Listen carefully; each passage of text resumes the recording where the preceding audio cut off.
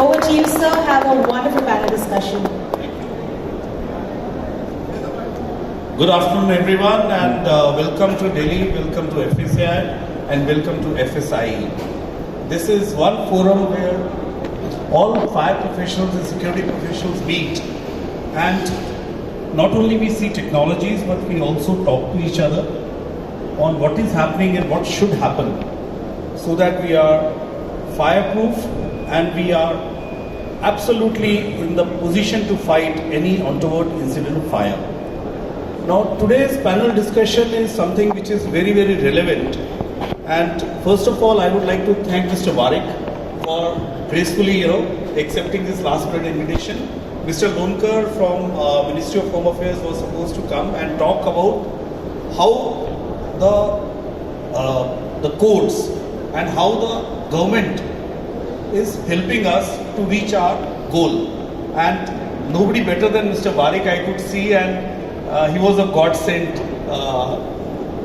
replacement. Thank you so much, sir. Thank you. And of course, other esteemed panelists who are here. Each of them represent the epitome of their working range, and I think we are very blessed to have a complete full house of panelists who represent each and every domain of fire safety.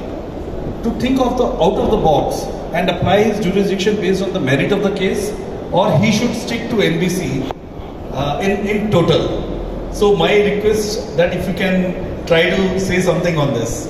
So your comment is based upon the letter issued by the Ministry of Consumer Affairs, that BIS, that National Building Code is not mandatory.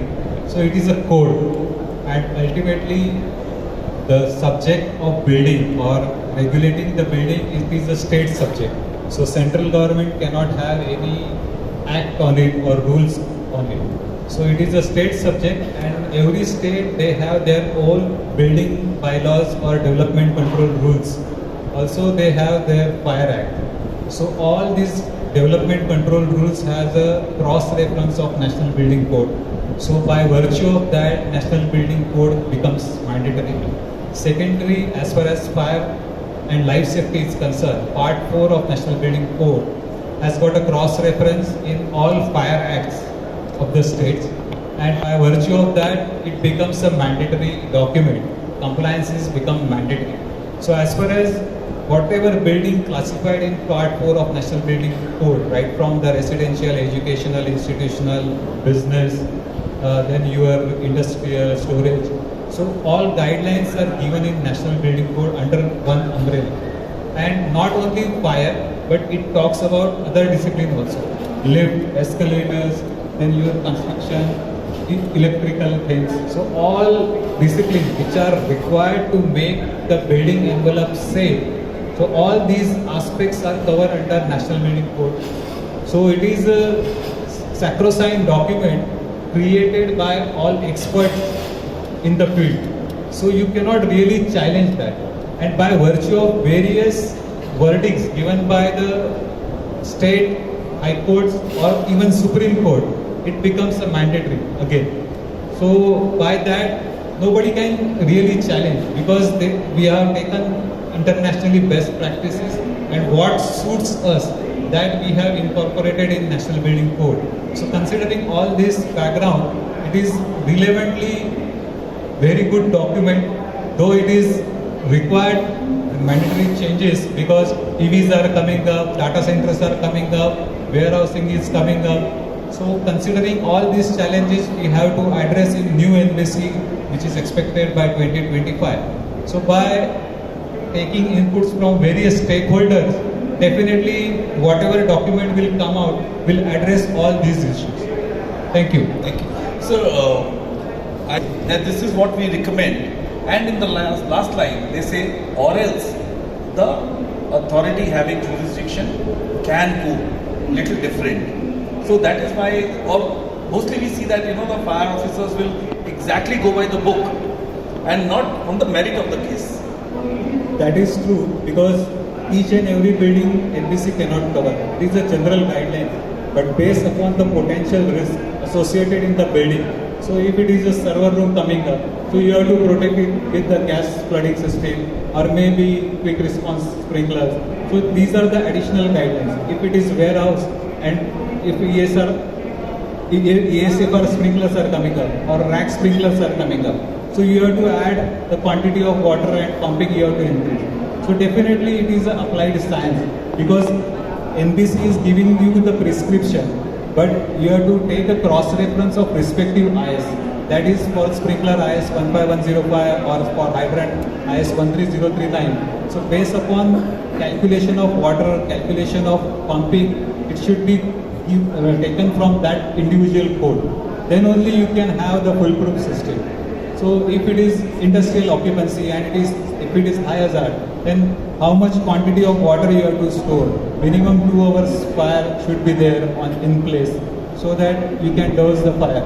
So all these concepts or things should be considered while giving the provisional fire approval. While scrutiny of the plan, we should consider all these potential hazards associated in the building and how to protect that building in case of a fire. So that analysis has to be done by the local fire authority, and then only prescriptions can be given. Thank you. So, thank you, sir. I think what I understood is that the fire officers and the fire authorities should also look at the merit of the case and look at NBC as the base, and then marry the IS codes or other codes and look at it as a holistic, and at times go higher. But at times, do you also feel that they can relax the NBC if the merit, for example, I'll give you a practical example. NBC always writes about godowns. The word warehouse is not very well written because warehouses are new to the country. Similarly, data centers are new to the country. And NBC comes once in every 10 years or 9 years this time, what are you saying? So if a large warehouse is about 9 lakh square feet of floor plate, do we still have to follow the 3000 square meters compartmentation, which means it will be 30 compartments in that one floor? Or do you think when the compartmentation is written, the last line says, or it depends on the fire officer? What fundamental thing you have to respect is whatever industry or activity you are carrying out inside the building, you have to respect that person. And then you have to consider about the life safety and fire safety. So you have to have the holistically view what can go wrong in that particular building based upon what activity they are carrying out. Maybe list of raw material, process hazard, or whatever it may be. So you have to take all inputs from the developer or owner occupier, ensuring that what can go wrong inside the building, and accordingly what dosage you require to protect that particular building. Then only it is possible. If you are talking about go down, you see only the Food Corporation of India's go down, wherein once they are dumped, it will be open after 3 months or 6 months. So that is not the case. Now FMCGs are there are conveyor belts also inside the warehouse. So there are rack storage, ground storage, also manual storage. So you really cannot segregate all these inside single room. And in case of a 8-shift time, there are 100 to 200 workers working in the warehouse. So there is a life risk also. So considering all these aspects, you have to really see only advantages is there is a height. So every warehouse there is minimum 8 to 10 meter height is there. So as far as life safety is concerned, means as per new code, we have relaxed the travel distance from 45 meters to 90 meters in case of a warehousing. So with sprinkler. So these amendments are coming up depending upon what difficulties are coming in or what new developments are coming inside. Also, as far as data centers are concerned, our code is very old, and IS 12456 is under amendment, and definitely for critical buildings, because all your optical fiber cables, they are landing in Chennai and Mumbai. So majority of data centers are coming in that particular pocket, and there is a land scarcity over there. So they wanted to go upwards.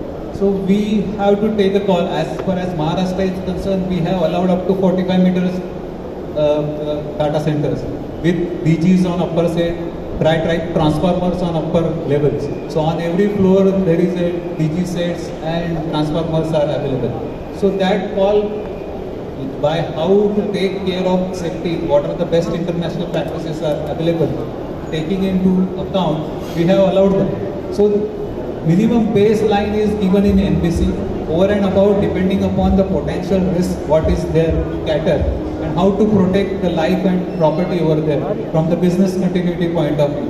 One fire officer has to take a call and prescribe the prescription for the minimum coverage. Thank you so much, sir. I think very valuable input.